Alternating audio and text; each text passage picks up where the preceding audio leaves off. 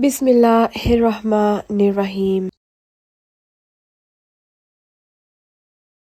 It is narrated by Ibn Masud, what I fasted with the Holy Prophet sallallahu alaihi wasallam, that was 29 days.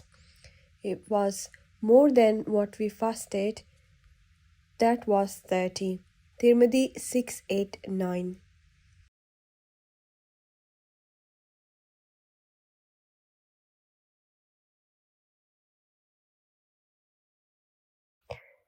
Hadrat Ibn Umar narrated that people saw moon. I said to him, I also saw the moon. The Holy Prophet ﷺ kept fast and said to keep fast to the people. Ibn Hibban 3442.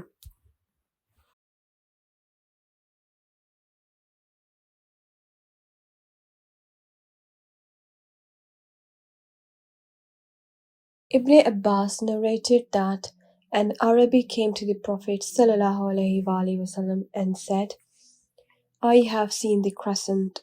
So he ﷺ said, do you testify that none has the right to be worshipped but Allah?